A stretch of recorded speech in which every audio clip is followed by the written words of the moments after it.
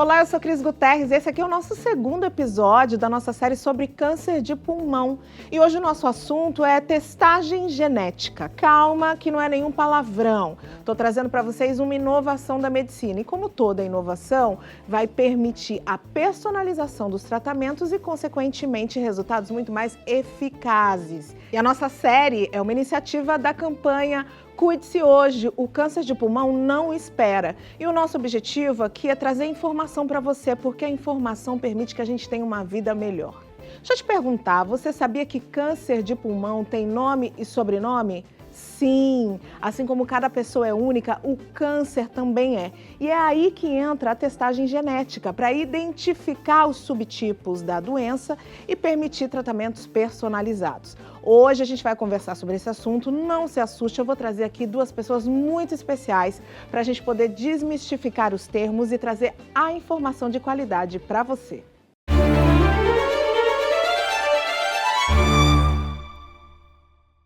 E para a gente desenvolver mais sobre esse tema, eu trouxe aqui dois convidados que sabem muito do assunto. Eu quero receber aqui a Luciana Holtz. Luciana, muito prazer receber você aqui nesse sofá na nossa sala. Luciana é fundadora e presidente do Instituto Oncoguia. Obrigada. Tudo bem, Luciana? Muito obrigada pelo convite. Mais um enorme prazer estar aqui mais uma vez com você. Obrigada. Ah, o prazer é meu. E junto com Luciana, eu tenho aqui o Dr. Leonardo Medeiros, que é médico patologista e coordenador nacional de patologia do grupo Oncoclínica. Seja bem-vindo, Leonardo. Muito obrigado, Cris. É uma grande oportunidade de estar aqui com vocês, junto com a UOL, e agradecer de novo ao convite da AstraZeneca e da UOL, e junto aqui com a Luciana, né? Fazer essa parceria e conversar aqui sobre esses temas aí que a gente decidiu discutir. Nós temos aqui uma missão, que é explicar para as pessoas que o câncer de pulmão ele não tem um único perfil, né? E o quanto o cuidar-se hoje, que a gente fala aqui no nosso slogan do nosso programa, é urgente e importante para que a gente possa ter aí melhor qualidade de vida. A gente teve um primeiro episódio onde nós conversamos muito sobre a importância de entender que não só pessoas tabagistas, não só pessoas que fumam têm câncer do pulmão. Eu queria, doutor Leonardo, que você trouxesse um pouco mais para a gente dessa discussão, porque acho que isso é tão importante. A gente tem aí vários entraves, né, quando a gente fala disso. Então, a gente acho que tem que abrir o leque de opções hoje, sair um pouco da caixinha e ver que existe um percentual razoável de câncer de pulmão hoje que não estão relacionados com o tabagismo, né? A gente meio que, às vezes, até cria um estigma assim, eu fumo, ou eu não fumo e tive câncer de pulmão. Por que isso, né? Mas a gente sabe que hoje, dependendo das séries que você olha retrospectivamente, 20% desses cânceres, podendo chegar até 30%, podem estar relacionados com fatores genéticos, podem estar relacionados com fatores ambientais, exposição ocupacional, né? Poluição. Então, tem esse percentual aí de 20%, 30%, principalmente em mulheres não fumantes, né? Muitas vezes a gente consegue identificar uma causa genética, uma alteração gênica ali, não relacionada com o tabagismo, que está causando aquele câncer. Existe alguma explicação para esse, principalmente em mulheres não fumantes, ou ainda a medicina está tentando descobrir? A gente está tentando encontrar links, né? Mas mulheres não fumantes, por exemplo, elas têm uma alteração que é frequente, que é uma alteração no gene que se chama gene EGFR. Então, frequentemente a gente identifica mulheres não fumantes com mutação do gene EGFR. É uma alteração genética, né? Que causa câncer de pulmão, não relacionada, muitas vezes, com tabagismo. Então, assim, em algumas nuances, em alguns momentos, a gente consegue delinear, em outras não, né? Mas, às vezes, olhando retrospectivamente, história familiar, às vezes tem câncer, histórias de câncer na família. Então, às vezes, tem uma predisposição genética ali, né? Que pode estar levando a esse câncer. Isso precisa ser investigado, né? E a gente só vai descobrir isso com o paciente indo no médico e esse médico guiando ali essa condução investigativa, né? Precisa fazer esse trabalho todo de condução, de investigação, para se saber um pouco mais. Um outro trabalho que é importante da gente fazer é de destruir estigmas, né, Lu? Porque pacientes, por exemplo, não tabagistas, muitas vezes são estigmatizados, né, no momento do tratamento, mas você nunca fumou, questionamento. Isso funciona para os dois, para o fumante e para o não fumante, mas eu queria entender muito como é que a gente desconstrói esses estigmas em torno desse paciente que não fuma, até para para que a gente atraia as pessoas não fumantes para identificar também essa possibilidade do diagnóstico precoce. Olha, Cris, eu acho que dentro, né, dessa temática da conscientização do câncer de pulmão, eu acho que esse é um tema absurdamente central. E uma forma que a gente vem trabalhando para aproximar o tema é lembrar as pessoas que se você tem pulmão, você pode ter câncer de pulmão. Então, a importância, né, hoje de que, né, é um órgão que merece muita atenção, absurdamente vital, né, para a nossa vida, né? Inclusive a nossa campanha, né, do ano passado, que a gente volta esse ano, a gente criou um herói, que é o nosso hero, né, que é o pulmãozinho mesmo, né, que a gente fala muito do nosso herói invisível, né, que é aquele que trabalha incansavelmente para manter a gente vivo. E que né? muitas vezes a gente só lembra dele quando tem uma gripe, alguma coisa. Exato. Porque não lembra do pulmão, né? E foi muito curioso, Cris, porque ele aproximou mesmo as pessoas, foi uma forma da gente ter o fumante e o não fumante para perto, né? Olha que bacana. Participando de forma lúdica, educativa, justamente por isso, porque ainda existe, como você mesma falou, né? Para quem fumou, aquela cara de mas você fumou, sabe? Agora, existe o susto, né? Existe esse estranhamento Não, e o eu já peso. fumei na vida, eu aqui já tô com vergonha. E o peso que vem junto para essas pessoas que não fumaram, que acabam recebendo o diagnóstico. Então, acho que a gente conseguir levar essa informação para todo mundo, né? De que sim, claro que o risco é muito maior e obviamente, a frequência do câncer de pulmão também é muito maior para as pessoas que fumam, mas a gente está percebendo o crescimento para quem não fuma. Então, está na hora mesmo, né? Da gente olhar para essa doença muito mais considerando o que ela é hoje, o tamanho, o impacto que a gente sabe a respeito dela, do que ficar ainda tendo que driblar e desvalorizar e educar as pessoas em torno do estigma, que é tão pesado, né? Que é tão cruel. Porque o tratamento já é desafiador. Muito, E ainda muito. ter que lidar com essas questões aí e acho que mesmo esse difícil. ponto de você trazer que você foi um dia uma tabagista, né, Cris? Assim, tabagismo também é muito sério. Né? Então não tem nada de errado, né? Ninguém fuma porque, né, chega um momento que está simplesmente só se divertindo, né? Aquilo entra mesmo num lugar que precisa ser tratado como doença, que precisa ser levado a sério, que requer cuidados, né? Que requer atendimento. Exato. Então tem todo um cenário aí que precisa a gente mudar e tratar de uma forma muito mais leve, como você falou, né? Muito mais séria, mais leve, para que a gente consiga diminuir esse estigma e aumentar a conscientização que o câncer de pulmão merece. Se eu puder fazer uma intervenção aqui, se comparar o pulmão, o órgão pulmão, é como se fosse, pensa no filtro de ar-condicionado do seu carro ou da sua casa, né? Ele está filtrando tudo que entra ali, né? Mas as pessoas que fumam e as pessoas que não fumam, ambas têm o carro e ambas têm ar-condicionado em casa. Obviamente, o filtro de ar-condicionado do fumante vai filtrar as impurezas do cigarro, ok?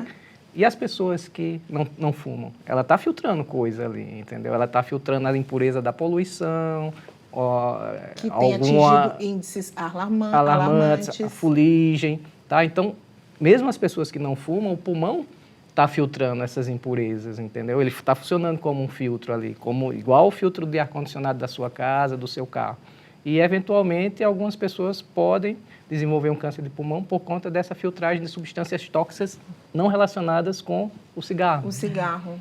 Então, é um filtro. Lembra que o seu pulmão é um filtro. E ele não necessariamente ele está filtrando fumaça do cigarro, porque você não fuma, mas ele está filtrando outras impurezas, até componentes radioativos do ambiente, né, que você eventualmente pode ser exposto. Olha só, você sabe que antes de vocês chegarem, eu estava explicando para o nosso público que hoje a gente ia ter alguns termos aqui que eu ia precisar muito da ajuda de vocês para entender melhor. Eu quero entender um pouco, Leonardo, sobre mutações genéticas, porque quando a gente fala de câncer de pulmão, esse é um termo, acho que de câncer, né? É um termo muito importante que vem e eu queria entender qual é o papel delas quando a gente está falando de desenvolvimento de câncer do pulmão. Então, vamos lá, dar um passinho para trás. O que é que acontece no corpo humano? As nossas células, elas se multiplicam, né? A cada dia, por exemplo, a nossa pele é renovada, o nosso cabelo cresce. existe um programa dentro da célula, como, entre aspas, como se fosse um programa de computador, que é conduzido pelo algo que a gente chama DNA. Então, esse DNA faz a condução dessa proliferação, dessa multiplicação das células do nosso corpo. Tá? O que é a mutação? Quando eu tenho esse DNA alterado, quando eu tenho uma alteração nesse DNA, eu tenho o que a gente chama de mutação. Tá? E essa alteração nesse DNA... Mutação é uma mudança. É uma mudança. Então, essa orquestra que rege a proliferação das células do corpo, da pele, do cabelo, dos nossos órgãos, se eu tiver uma alteração nesse DNA, eu chamo isso de mutação. Então, essa alteração desse DNA pode fazer com que essas células proliferem, cresçam mais do que elas são programadas para crescer. E, eventualmente, crescem no ponto que começam a destruir os órgãos em volta e podem se disseminar. Ela cresce ali, cria um tumor, né, uma neoplasia, e pode se disseminar, causando o que a gente chama de metástase, tá? Que é a disseminação ali da célula neoplásica para um sítio distante. Então, eu posso ter um tumor no meu pulmão, essas células começam a proliferar por conta de uma mutação, começam a crescer de uma forma não controlável, tá? Por conta dessa mutação, e num segundo momento, no terceiro momento, ela pode sair dali do pulmão e migrar, por exemplo, para o cérebro, que é o desenvolvimento que a gente chama de metástase. Metástase é uma palavra que a gente costuma ouvir quando está se falando de câncer, e a impressão que eu tenho, por exemplo, é que alastrou o corpo inteiro e que nós chegamos num momento irreversível da doença. É sobre isso? Não necessariamente. Hoje, com o avanço da medicina, existem várias circunstâncias clínicas onde a metástase é tratável. Tá? Então, existe não necessariamente... o desenvolvimento de uma metástase é o fim da linha, fim da jornada para aquele paciente, tá? Existe hoje situações onde a gente consegue controlar o crescimento dessa metástase, entendeu? Então, assim, não é o fim da linha, existem opções terapêuticas nesse cenário, né? E o que a gente precisa fazer para a gente não chegar nesse cenário? A identificação ali, o quanto mais cedo, seria um fator imprescindível? Com certeza, isso aí eu acho que é o ponto assim, primordial que a gente tem que pensar, né? É a prevenção, né? Hoje, tratar o câncer metastático é difícil, tá? Então, o que é que a gente tem que fazer? Prevenir, tá? Então, ir, por exemplo, ao mastologista, ao ginecologista, com aquela frequência indicada, fazer seus exames regulares, ter hábitos saudáveis de vida, então tudo isso faz parte da prevenção, né? Então, realmente, fazendo a prevenção, a gente consegue eventualmente detectar não só o tumor numa fase mais inicial ou onde ele esteja menor, ou até mesmo lesões que a gente chama lesões precursoras, né? Que são as lesões bem iniciais, antes mesmo do câncer se instalar. Muitas vezes a gente, com esses exames mais precisos e mais acurados, com um grau de resolução maior, a gente consegue detectar essas lesões lá bem no início, né? Quer seja no câncer de pulmão, quer seja no câncer de mama, câncer de próstata. Então, assim, fazendo os exames regulares recomendados pelas sociedades das especialidades de cada uma dessas disciplinas, a gente consegue, sim, detectar essas lesões que a gente chama de lesões precursoras, que são as lesões que vêm antes do desenvolvimento do câncer invasivo, destrutivo. Ô, Luciana, o momento do diagnóstico, o paciente na sala com o médico, vem esse diagnóstico positivo, esse é um momento muito delicado para o paciente, né? Sempre, né, Cris? Eu acho que se a gente for pensar neste paciente de câncer de pulmão, acho que ele já vem acho que a gente fala, né, de jornada, de trajetória antes desse diagnóstico, que também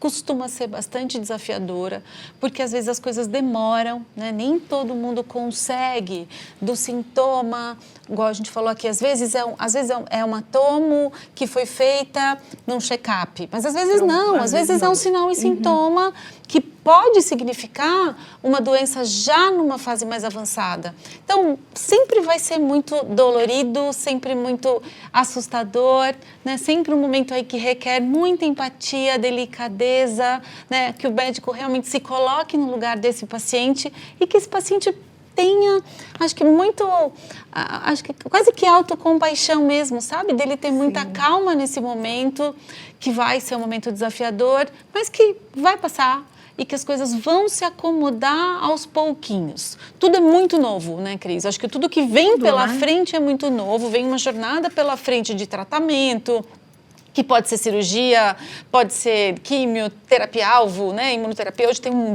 boom de novos tratamentos no mundo do câncer de pulmão, especificamente. E acho que esse é um momento muito central, né? Ele entender direitinho quem é esse médico que está cuidando dele, quais são os próximos passos. A gente fala muito, né, de um passo de cada vez, né? Para que ele vá também, né, se acomodando e assimilando tudo que ele está vivendo. Mas informação nesse momento, né? É muito importante. Parceria, cuidado, né? Um cuidado especializado nesse momento vai fazer muita diferença. E, Leonardo, pensando nessa jornada, nesse passo que a Luciana traz, de cada vez, primeiro passo, recebeu o diagnóstico. Qual seria o segundo passo? A testagem genética estaria aí nesse segundo momento? Então, pensando no câncer de pulmão, né? Eu sou médico patologista, então eu sou responsável por esse diagnóstico que você mencionou, né? Na hora que o oncologista ou cirurgião passa isso para o paciente, ele está ali com um laudo anatomopatológico que foi redigido por colegas médicos patologistas, né? Esse laudo traz várias especificações daquele tumor, características daquele tumor, que já dão algumas ferramentas para o médico oncologista começar a guiar esse paciente em termos de opções terapêuticas, né? Por exemplo, aquele laudo de patologia não simplesmente diz isso é câncer, tá? Ele fala isso é câncer e pode ser um câncer X ou Y. E a partir desse X ou Y, tá? Eu começo a fazer testes outros em cima desse material, que são os testes que a gente chama testes de biomarcadores. Tá? Biomarcadores. Tá. E aí a gente começa a entrar numa outra seara, que é a da medicina de precisão, da oncologia de precisão. Tá? Então, eu tenho o tumor X e o tumor Y. Então, quais são os biomarcadores que estão presentes? O que é que são biomarcadores, né? São alterações naquela neoplasia que, estando presente ou não, eu vou ter um determinado tipo de tratamento específico. A neoplasia é o tumor? É o tumor. Tá. Então, eu tenho aquele câncer, o médico patologista passou isso para o oncologista, que é um câncer X ou Y, e o oncologista, com aquele resultado, ele vai começar a solicitar testes outros, que são os testes de biomarcadores. Tudo isso começa naquele pedacinho, né, que foi retirado na biópsia e que vai passar por todas essas etapas. Exatamente. E a partir daí, o médico patologista começa a guiar, né? E o oncologista começa a solicitar o que a gente chama de biomarcadores. E havendo ou não, positivo, negativo, para determinados tipos de biomarcadores, eu tenho um tratamento específico, uma jornada específica. Esse é o exame que vai determinar o tratamento e a jornada. Exatamente. E aí a gente começa a falar da medicina de precisão, oncologia de precisão, onde o meu câncer não necessariamente é igual ao seu ou dela. Eu vou encher você de pergunta, porque eu estou com dúvidas. Isso se chama... tudo isso é o teste genético? Esse conjunto de testes que você faz? Então, dentro desse conjunto de testes, o teste genético é um deles, que é o teste que olha alterações no DNA. Tá? Além dos testes genéticos que olham essas alterações no DNA do paciente para identificar alterações que, a depender se presente ou não, o paciente vai receber um determinado tipo de medicamento, também existem testes outros, por exemplo, testes de imunohistoquímica. O que é isso? Eu olho se existe... Você está falando um monte de palavrão. Vamos. O que é um teste de imunohistoquímica? É ver se existe ou não uma determinada proteína naquele tumor, naquele câncer, naquela neoplasia. Tá? Vou lhe dar um exemplo. Proteína de fusão ALK. É uma proteína. Uma proteína, tá? Alguns tumores expressam essa proteína por conta de uma alteração genética. Essa proteína é expressa. Tá? Se eu fizer esse teste de imunohistoquímica e eu conseguir identificar, se for um teste positivo para aquela proteína de fusão ALK, tá? O paciente ele vai receber um medicamento específico para aquele tipo de câncer. Entendi agora. Então, por exemplo, nesse caso da proteína de fusão ALK, a gente está falando aí de 3, 4% de todos os pacientes com câncer de pulmão.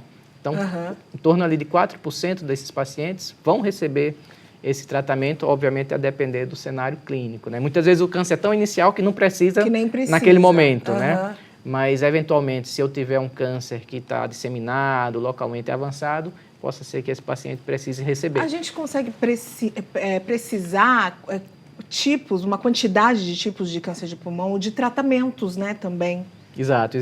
Existem vários tipos de câncer de pulmão e nós, patologistas, somos os médicos responsáveis por essa caracterização, essa classificação, né? Nós passamos para o cirurgião, para o oncologista, qual o tipo de câncer que você tem, né?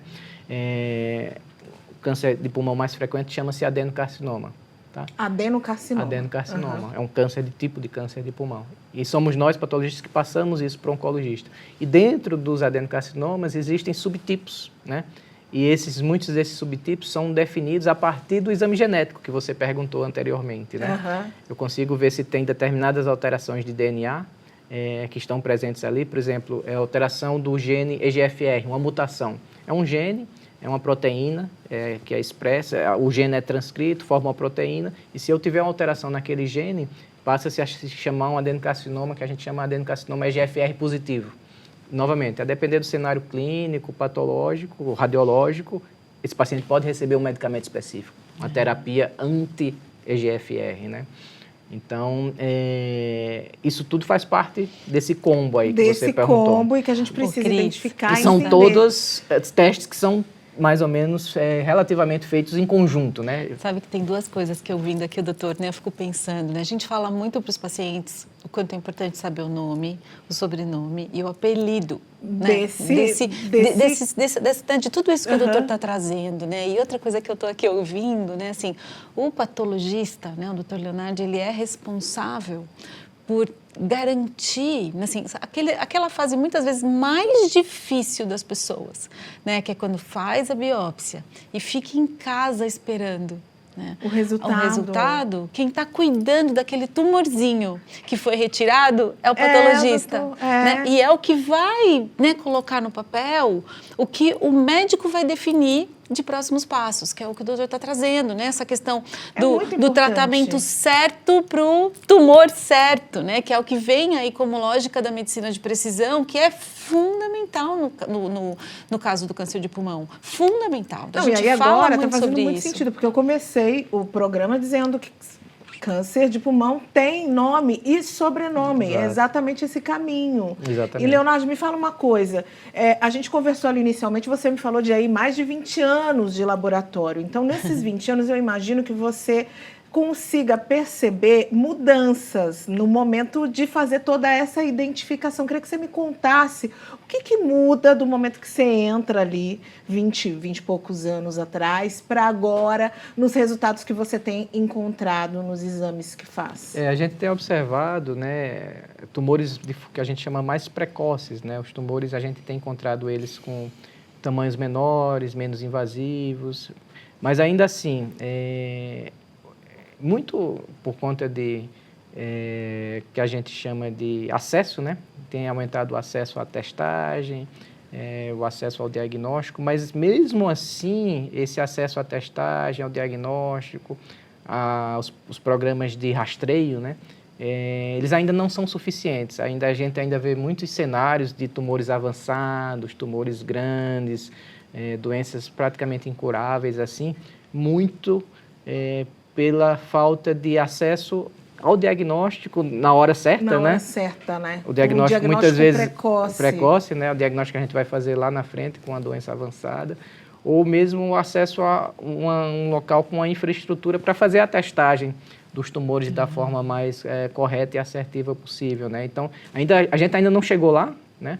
Mas a gente vê que nos últimos 20, 25 anos, desde a época que eu era monitor da disciplina de patologia, a gente vê que isso tem melhorado, mas não tem melhorado numa velocidade que a gente gostaria, necessária. Mas isso mostra pra gente, né, Luciano, o quanto informar, trazer à tona essa conversa, né, mexe diretamente nos resultados. Muito. E isso que a gente está falando aqui, Cris, é fundamental que todo paciente com câncer de pulmão fique sabendo, né? Testar é preciso. Conhecer esse nível de detalhe que o doutor Leonardo acabou de explicar, né? Então, eu tenho que saber se é um carcinoma, um adenocarcinoma, se ele é de não pequenas células, se é de pequenas células, e chegar nesse nível molecular, porque isso vai permitir que ele tenha acesso ao tratamento mais efetivo para o caso dele, sabe? E isso é um desafio ainda.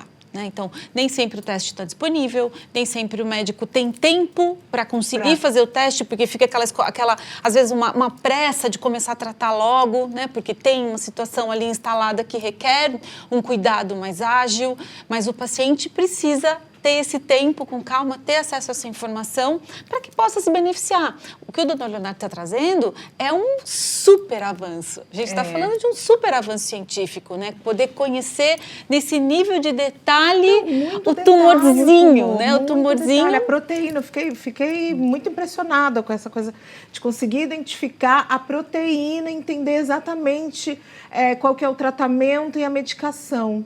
Aproveitar que a gente chegou nessa parte de tratamento, né? Porque a gente está aqui fazendo a jornada, né? Diagnosticamos, passou ali pelo setor de patologia, entendemos qual que é o nome, qual que é o sobrenome, tipo, subtipo, chegamos em tratamento. Doutor Leonardo, do que nós estamos falando quando a gente diz tratamento-alvo? Tratamento-alvo. Então, exatamente, está 100% relacionado com a identificação desses biomarcadores, tá? Terapia-alvo, tratamento-alvo, ou se quiser puxar do inglês, targeted therapy, são termos que vocês vão colocar no Google e vocês vão ver. O que é que significa isso, né? Aquele tumor, ele tem uma alteração específica e para aquela alteração específica, quer seja numa proteína, quer seja num gene que eventualmente dá origem a uma proteína, eu tenho um medicamento que vai atuar ali em cima, tá? Então, hoje a gente sabe que existem grupos específicos de câncer de pulmão que têm essas alterações, que são identificadas através desses testes de biomarcadores, e para essas alterações eu tenho uma seleção de medicamentos que vão atuar lá em cima, tá? A proteína de fusão ALK é um exemplo, tá? Mas alterações no gene ROS1 é outro exemplo. Quando eu tenho determinadas alterações no gene ROS1, eu também tenho tratamentos específicos, né? A gente mencionou o gene EGFR, de novo, se eu tiver alterações ali, eu tenho um tratamento também. Existem os biomarcadores do sistema imune, por exemplo, existe a proteína PDL1, tá? Existe uma proteína que, se vocês colocarem no Google, o que é a proteína PDL1? Ela está ali controlando o sistema imune e existe o que a gente chama de desbloqueio desse sistema imune. Existem medicamentos que fazem um desbloqueio. O sistema imune, ele se abre, faz com que o sistema imune atue sobre a célula neoplásica. Se eu tiver uma terapia, por exemplo, anti-PDL1, então tá, se o meu câncer de pulmão tem muito PDL1, tem muito dessa proteína, eu consigo identificar isso através daquele teste que eu falei, da imunistoquímica. Ele diz, tem muito PDL1 aqui, existe uma terapia anti-PDL1 que atua em cima daquele PDL1. Uma vez que eu tenho essa terapia atuando ali em cima, eu abro o meu sistema imune para que o próprio sistema imune do paciente atue sobre aquela célula neoplásica. Aí a gente já está falando agora que a gente chama de imunoterapia. Imunoterapia. O nosso sistema imune, a gente pode dizer que é o nosso sistema de proteção? Exatamente. É o mesmo quando a gente pensa na vacina, né? Coloca lá a vacina, o sistema imune vai criar anticorpos. Funciona analogamente parecido com aquilo lá. Tá? Não necessariamente da mesma forma, mas é como se fosse aquilo. Tá? Eu fico aqui refletindo o quanto é importante que se tenha um tempo para explicar para esse paciente tudo isso, porque essa conversa nossa aqui, muitas vezes, parece que é uma loucura, termos muito difíceis, são termos que a gente não ouve no nosso dia a dia, então a gente já está emocionalmente abatido porque recebemos um diagnóstico de uma doença que vai me trazer desafios muito grandes daqui para frente. Eu ainda preciso entender isso, né, que eu estou vivendo, o que eu estou passando. E aí, Lu, queria falar um pouco sobre essa importância de empoderar esse paciente, né, de explicar para que ele tenha conhecimento. Super. Você falou um pouco, mas eu queria seguir mais um pouquinho. Não, super. Eu acho que, como você falou, né, Cris, é um mundo novo. novo que se abre, totalmente desconhecido e que começa muitas vezes no vocabulário, né? É uma série de palavrinhas, né? Você olha quantas o doutor falou aqui. O vocabulário, ele tem um poder de incluir ou excluir pessoas. Se a gente não consegue destrinchar essa informação para que uma pessoa consiga entender o que ela tem, ela vai passar por uma jornada que ela não vai fazer muita, não vai atinar muito nela, né? Sem dúvida. Eu acho que aí, assim, se a gente for por um caminho de falar de grupos vulneráveis, né, Cris, a gente tem que fazer mais e diferente. Muitos recortes, né? Assim, tem que pensar aí em todos os desafios. Mas precisamos sim, né, lembrar que a informação, ela prepara, né, a informação ajuda na adesão de tratamento, a informação faz com que o paciente, obviamente, se sinta mais seguro com esses próximos passos que eu comentei aqui com você. Então, para mim, acho que assim, não dá para abrir mão do pacotinho informação, que pode vir do médico de forma traduzida, né, de forma mais simplificada, mas que também pode vir da ONG. Né? A gente tem um papel, sem dúvida nenhuma, né, de colocar toda uma informação ali, de forma muito colaborativa, de forma muito complementar ao trabalho que o médico oferece. E Lu, como é que vocês fazem isso? Como é que o Instituto Oncoguia faz, leva essa informação? Bom, está tudo disponível no nosso portal, né, que é um site super completo, que tem páginas, inclusive, específicas sobre o câncer de pulmão, mas não fica só aí, né, Cris? Eu acho que é importante conhecer a doença, o detalhe, né, como o doutor Leonardo está trazendo, mas tem todas as outras camadas. Então, aí é importante eu conhecer os meus direitos, é importante eu entender o tratamento, o nome do meu tratamento, se o meu tratamento vai me trazer efeitos colaterais ou não, como é que eu posso entender se eles vão existir e me preparar para o manejo adequado. Eu tenho informações relacionadas à saúde mental, qualidade de vida, se eu posso seguir trabalhando ou não, se o tratamento vai permitir que isso tudo aconteça, como é que eu converso com os meus filhos. Então, tem muitas camadinhas, tem muitas camadas e a gente entra, né, onde o paciente precisar de forma complementar. Então, tem o portal, tem um 0800 que o paciente pode ligar, que é o 0800 773 1666. Nós oferecemos rodas de conversas focadas nessa questão, né, do cuidado emocional, do cuidado da saúde mental, que hoje é tão central. E, além disso, grupos de paciente para paciente que acontecem nos espaços de WhatsApp, porque existe essa potência, né? Troca, essa do conversa paciente muito poder importante, se sentir apoiado por outro paciente. Se apoiar em alguém que já passou por isso ou que está passando por isso, dividir, eu estou sentindo isso, como é que você tem lidado, isso é muito importante. O paciente valoriza demais. Agora, eu sou uma paciente, quero entender essa jornada. Como é que eu faço para pedir esse teste genético? Eu tenho que chegar e conversar com o meu médico? Ou já está subentendido que a partir do momento que eu faço a biópsia, eu já receberei esse resultado? Como é que funciona isso, Leonardo? É todo um contexto que acontece, né? Você vai receber o diagnóstico da biópsia, né? De câncer ou não câncer, tá? Esse diagnóstico você vai levar para o médico oncologista. E aí, nesse momento, que o médico oncologista vai te guiar, tá? No sentido de qual teste genético você fazer. Então, o oncologista é a pessoa que vai ter esse papel pivotal ali, tá? De maestro, de orquestrar de como essa testagem vai acontecer, tá? E, obviamente, em determinado momento, ele vai lançar a mão do patologista. Ele pode ter uma dúvida, aquela pequena biópsia ali, ele pode ligar para o patologista, dá para fazer que tipo de teste nessa biópsia, né? Ele pode ligar para o médico geneticista também, porque ele vai ter colhido, teve câncer, outros casos de câncer na família, ele vai pegar essas informações, eventualmente encaminhar esse paciente para um médico geneticista também, tá? Então tem toda uma orquestração aí que vai acontecer no momento que ele vai receber esse laudo anátomo patológico e casar isso, obviamente, com o contexto clínico que o paciente está inserido, né? Então, é até importante, por exemplo, se eu tenho uma mãe, um pai que já passou por um câncer, eu também estar munida das informações do câncer dele para que ajude nessa identificação. Exatamente. E são perguntas que a gente chama de praxe, assim, que o médico vai fazer para você na hora.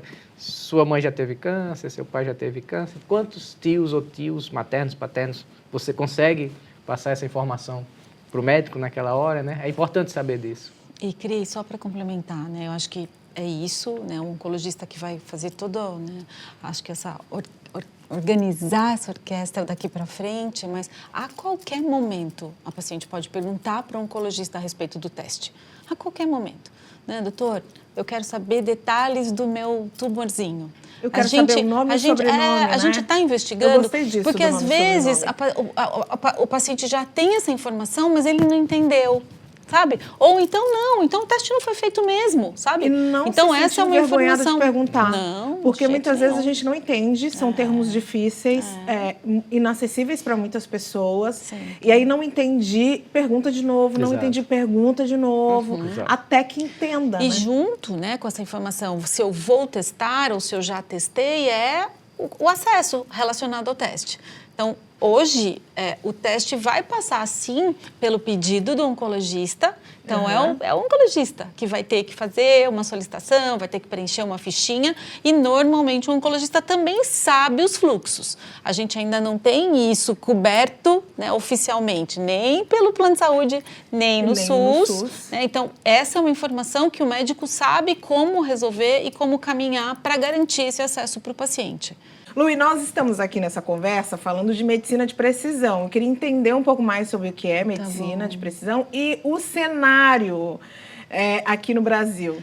Cris, eu acho que do meu jeito facinho de tentar traduzir esse mundo tão complexo da oncologia, eu acho que é hoje o que permite o paciente ter acesso ao tratamento mais efetivo para ele. Que para mim é o que mais importa, né? Diante do câncer, tratar é preciso. E o diagnóstico correto, detalhado, né? O nome, o sobrenome, o apelidinho ali do câncer, é o que vai garantir que esse paciente tenha acesso ao tratamento correto para ele e o que vai permitir para ele ou se curar ou ter tempo de vida com qualidade. Esses são os grandes desfechos esperados por qualquer pessoa que recebe da noite para o dia o diagnóstico de um câncer. E acho que isso, para mim, é medicina de precisão, sabe? É a gente poder garantir o tratamento correto para o paciente, né, correto, no tempo correto, sabe? A gente ainda pode falar de tempo, porque ainda no câncer o tempo corre contra. E a gente precisa levar isso em consideração. A gente está aqui batendo na tecla do diagnóstico precoce, quanto mais cedo. Exato. Doutor Leonardo trouxe para a gente aí essa ideia. Em 25 anos dentro do laboratório, eu tenho percebido que as pessoas estão conseguindo chegar mais cedo, mas a gente ainda está muito aquém de atender a população como ela realmente merece ser atendida, né? Existe um jeito mais complicado de falar de... Eu acho que foi fantástico, assim, a forma como a Luciana colocou, né? Foi fantástico. Eu acho que é isso mesmo, né? E além de trazer o diagnóstico correto, no momento correto, com a terapia correta, né, a gente ainda consegue vislumbrar um cenário onde isso traz economia para o sistema de saúde também. Exato. Porque em determinados momentos, determinada medicação não vai ser efetiva. Então, eu deixo de gastar com determinado medicamento porque eu sei as características daquele tumor, daquele câncer, e eu sei que aquele câncer não vai ser responsivo a determinado medicamento. Então, tem uma que a gente chama toxicidade para o paciente, né? Como ser humano. O medicamento é mais tóxico, é isso? Além de uma toxicidade que a gente chama financeira também. Porque ele é mais caro também. Quanto mais avançada a fase da doença, provavelmente os medicamentos serão mais caros? Não só isso, mas ele pode ser ineficaz. Então, eu estou dando um medicamento ali que para aquele tumor pode ser ineficaz. Eu estou gastando com aquele medicamento, sabendo que aquele paciente, aquele tumor não vai responder. Então, isso faz parte também da medicina de precisão, né? Muito. E essa parte... O que a gente faz para que as pessoas tenham mais acesso à medicina de precisão? Hoje a gente tem um cenário difícil, né, assim, no Brasil, onde a grande parte desses exames não estão no rol da OMS, né, não são cobertos pelos planos de saúde, né. A gente depende hoje muito das indústrias, as indústrias farmacêuticas, né, que têm programas de testagem, né. Então, a indústria farmacêutica faz contratos com laboratórios vários, que são capazes de fazerem esses testes, né? E a partir daí desenvolve esses programas para dar acesso. Hoje, 95% do que entra no meu laboratório para testagem de biomarcadores, de testes genéticos, vem via programa de acesso da indústria farmacêutica, né? Então, essa é uma forma, né? Mas, assim, eu acho que as políticas públicas deveriam olhar com bons olhos para isso, não só pensando no bem-estar do paciente, né, das famílias dos pacientes, porque muitas vezes alguns desses tipos de cânceres são cânceres familiares, né? Então a gente está olhando o paciente, a família do paciente, né? E a gestão do sistema de saúde como um todo, né? Porque você vai dar tratamentos mais eficazes, né? No momento mais certo, né? Então, assim, dar acesso a essa testagem, para mim, é primordial. Eu acho que as políticas públicas deveriam olhar com bons olhos, né? O acesso a esse tipo de testagem. A gente falou um pouco também sobre as políticas públicas e a importância de que não só espere do governo essas formulações, mas enquanto população, enquanto sociedade civil, a gente também precisa cobrar, a gente também precisa estar presente, entender como é que funciona.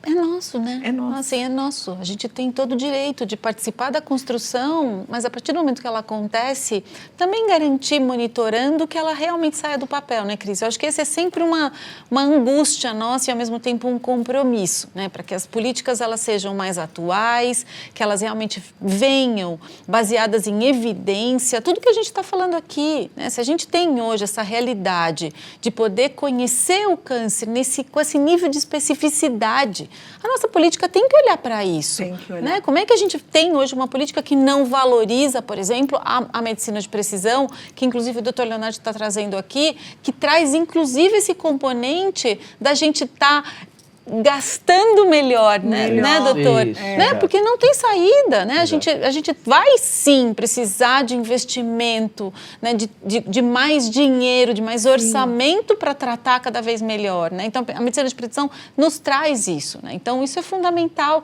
E conhecer todo esse mundo faz parte também do nosso dia a dia, né? A gente fala muito de que o câncer é um problema de todos nós, né? Quanto mais a gente se envolve, exato, quanto mais a gente se envolve, mais a causa ganha, né? Mais a gente entende melhor o problema e ganha, né? mais envolvimento e mais força. Que bacana, a nossa conversa aqui foi maravilhosa. Trouxemos termos difíceis, termos facinhos. E eu queria que a gente pudesse aqui no final, eu queria saber de vocês que mensagem, Lu, você queria que o nosso público ficasse do nosso episódio? Olha, Cris, eu acho que as pessoas não tivessem mais tanto medo do câncer. Eu acho que esse medo ele é paralisante, isso impede que as pessoas se cuidem, impedem que as pessoas estejam ao lado de quem precisa. Né? E hoje o que a gente tentou traduzir aqui, né, trazer para as pessoas acho que a conversa foi sobre esperança, né? Foi sobre um mundo do câncer hoje que ele é muito menos assustador do que as pessoas imaginam, sabe? Então que as pessoas usem e abusem da nossa conversa, né? E realmente usem, né, da melhor maneira possível a forma como elas se cuidam e que cuidem cada vez melhor da sua própria saúde. Leonardo, também queria que você trouxesse. Eu vou bater na tecla da comunicação, né? Eu acho que é super importante. Você como paciente, eu como paciente, tive dúvida, quero perguntar qualquer coisa, se abre com o seu médico, tá? Não tenha vergonha, pergunte. A gente, às vezes, não consegue conversar com o oncologista da forma que a gente quer, mas tem a enfermeira navegadora que está ali do lado. Pergunta ela, pergunta ele. Não tenha vergonha, entendeu? O profissional médico, o profissional da saúde que está ali, ele está ali para te ajudar. Então, acho que essa parte da comunicação é primordial. Teve dúvida, por menor que você acha que possa ser, pergunta, tá? Eu acho que é essencial essa comunicação médico-paciente, assim, é o elo principal para a jornada ser o mais perfeito possível. Gente, muito obrigada. Fiquei muito feliz com essa nossa conversa. Foi um prazer enorme receber vocês aqui. Obrigada, Cris. Muito obrigado, Cris. Muito obrigada. E você que acompanhou a gente aqui até o final desse episódio, espero que você tenha conseguido unir aí todas as informações que nós trouxemos. Temos um episódio anterior. Não acompanhou? Acompanhe, é mais informação para você.